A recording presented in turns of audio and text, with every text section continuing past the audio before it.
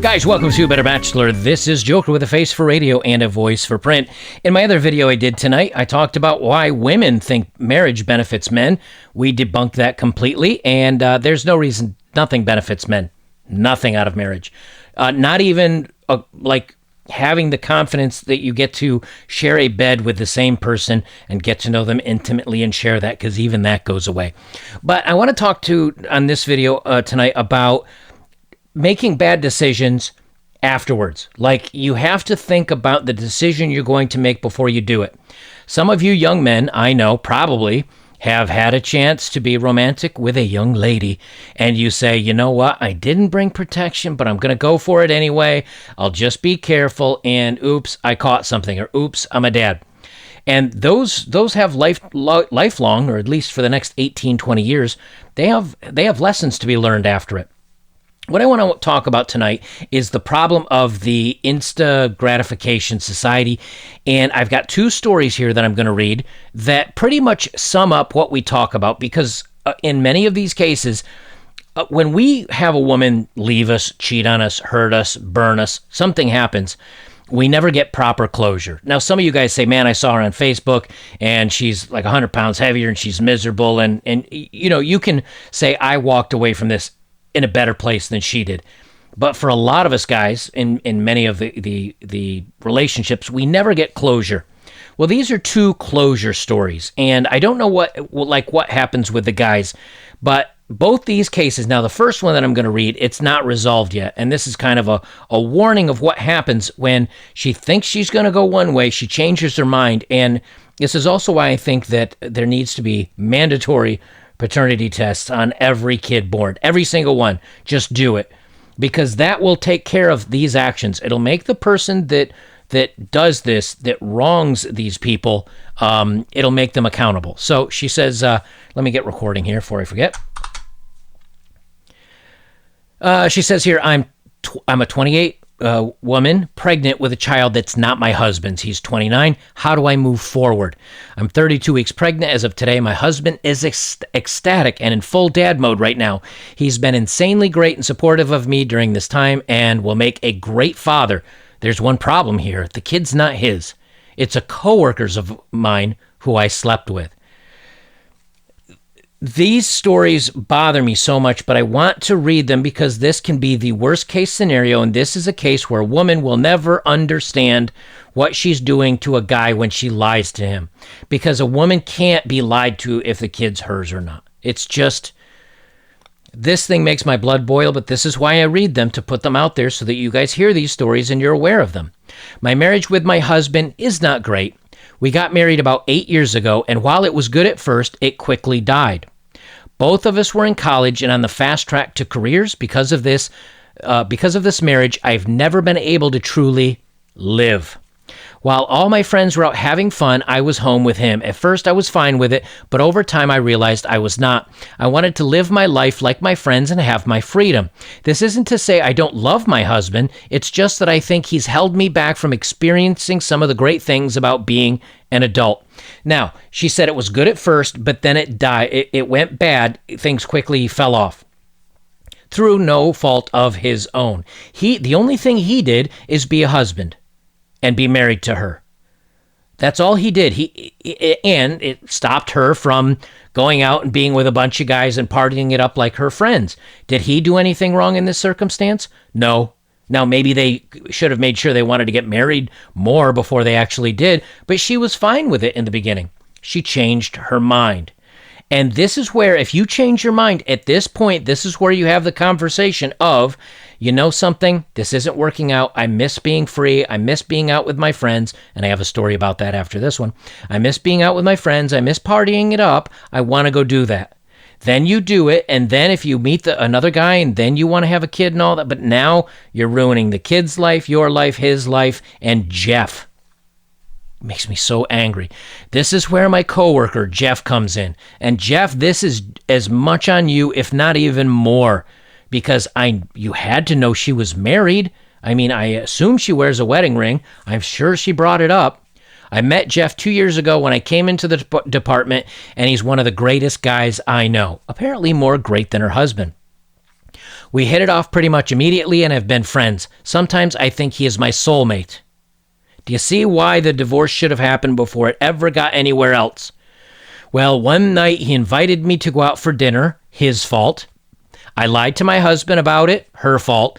And one thing led to another, and we slept together. No, what happened is he purposefully invited you out to dinner. You probably purposefully had a few too many drinks to give yourself a reason for doing this.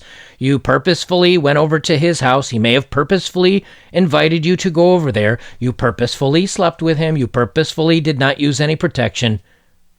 There's nothing led to another. Things don't happen like that. If you don't tie your shoe, it is going to lead to you tripping. You don't just say, I tripped. I don't know what happened. You knew your shoe was untied. You stop and you tie your shoe.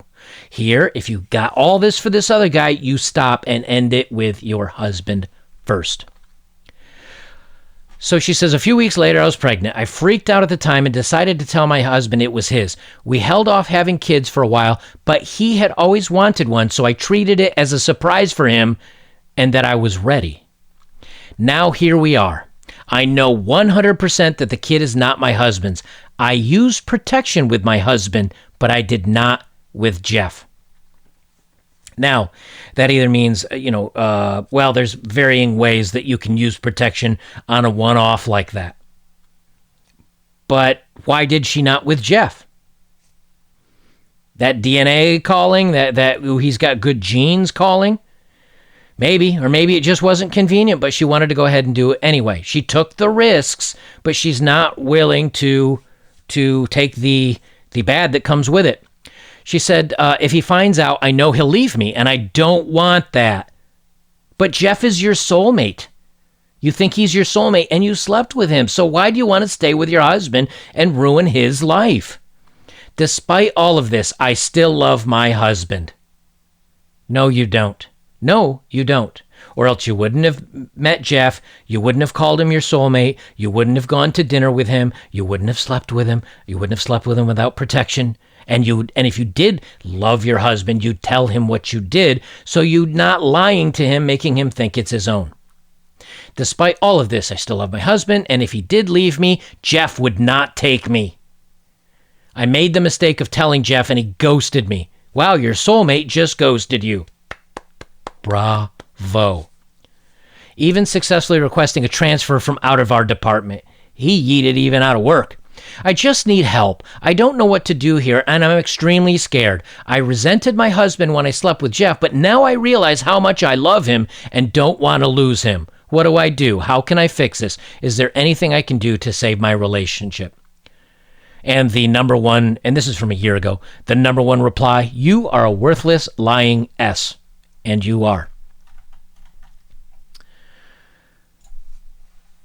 If you're going to make a decision like this, be an adult, and I don't care if you're a guy or a girl, do the right thing. Because, one of the few things people seemingly, or one of the big things that everyone seems to be missing is morals and character. It's one of the few things you can have is morals and character. I've made some awful decisions in my life. I used very poor judgment. Did I pay a price for it? Yeah, maybe karmically. In other cases, I did in other ways. But you have to learn from it. I'm not, preaching on all high here like I've never done anything wrong. I have, and that's why I give you these messages of don't do it. Do the right thing, because at least at the end of the night, if you were truthful and you were above board, you did the right thing. And I'm talking about guys and girls alike. If you do the right thing, at least you can hold your head up high. There's nothing worse than knowing deep down you're a coward and a lying piece of crap. Because I've felt that feeling, and it's horrible. I, 31, female, left my husband, 32, male, and I regret it so much. Can I get him back? I want to begin this all by saying that I was and am a fool. I started dating my husband when I was 19. Again, young. Now, I have nothing wrong. I think it's good when couples get together young. But understand you are going to be missing out on what you think is an amazing time. It's not. You're not missing anything. Yes, guys are different. Women are different. They're all a little different in bed. Yes, they're all a little different to date. But when it boils down to it, finding someone you have something in common with and that you get along with and you're comfortable with and you can be honest with and you can share yourself with means so much more. Trust me, I started dating my husband when I was 19. We met in college. We clicked almost instantly, and within a few months, we were deeply in love. He was my first actual serious relationship. That's doing it right. I had some shallow dates before, kissed a guy or two, but never gone out with anyone until him. Dating was fantastic. We supported each other, and I suffered quite heavily from mental health issues relating to anxiety, and he supported me through it all the way. I truly loved and cherished him, and he deeply loved me. We married 2 years after we left university. At the time of dating, getting engaged, getting married, I was 100% for it. I was convinced I wanted to be with this man for the rest of my life. However, now she started dating at 19. They were married 2 years after uni, which we'll say is 21, 22, 23, somewhere around there. However, come 28, that's like 5 to 7 years. There's a reason why it's called the 7-year itch. I really don't know anymore. Or I really didn't know anymore. I couldn't shake the feeling I had missed out on so much of my youth and my life. I was clearly having an identity crisis, and I didn't know if I was happy because I didn't know who I was or what would make me happy. I really felt like I needed to experience my life more, the world, dating people, discovering my sexuality, living on my own. I felt like I had gone from someone's daughter to someone's girlfriend to someone's fiancé to someone's wife. Really, what she should have said in this paragraph is, I feel like I wanted to sleep with more people. That's what women say when they say, I want to travel more. I want to discover the world. I want to be myself and just figure out who I am. I mean, at this point, it's a running meme. There's memes all over the place of a woman on the phone saying to her boyfriend or her husband, I just need some alone time to figure out who I am. And there's a guy doing her right there as she's on the phone. I mean, that's how much this trope has been overplayed. So what she's basically saying is, I just don't want to be married. I'm afraid I'm missing out on all this fun because I see all my friends talking about wild times and partying late and drinking and getting some action, and I feel like I'm missing out because I'm just coming home and life is boring and I'm kind of married. Hey, I get that. But you can have some really fun times with a partner like a husband. You can get hobbies together. You can spice up the bedroom life in various ways. Nope. I had no issue getting a job with good pay. I struggled. Wait, let me try that again. He had no issue getting a job with good pay. I struggled. He supported and guided me through everything. He bought a house. Then he bought a bigger house. Eventually, I found a job which I didn't like, so I changed quite a few times. He supported me through everything, and I was truly grateful. I never felt it was mine, though. I never felt it was my life. He was in charge of the finances. He was in charge of everything. I never felt like I could say no, so I kept saying yes. This is on you. This is having a discussion, saying, I want to be included more in the decision-making. I want to be included more. But you know something? He supported you. He guided you. He bought everything for you. He bought you a bigger house. He had the good job. He did what was right. You were just resentful of him, and you never thought of yourself as his wife, and you never thought of him as a husband. That's why it wasn't yours, that it was his, and you were just along for the ride, because you never fully accepted that you guys were a couple. I voiced this all to him. Okay, there you go. And we started marriage counseling. There you go. After a year of this, I decided enough was enough, and I needed to get rid of this doubt. I needed to leave everything and try to make it on my own, to date other people, to discover myself. Discovering herself, again, means sleeping with lots of people. I left when I was 29. I moved out with a lump sum for my husband, and lived my own life. There you go. She got paid off, and she left. It was hard. I rented a place which wasn't that nice or big. I dated quite a bit, had quite a lot of bedroom fun. I usually say intimacy, but it's not really intimate, let's be honest. I dated quite a bit, and I had a lot of bedroom fun. Ding, ding, ding. Shocker.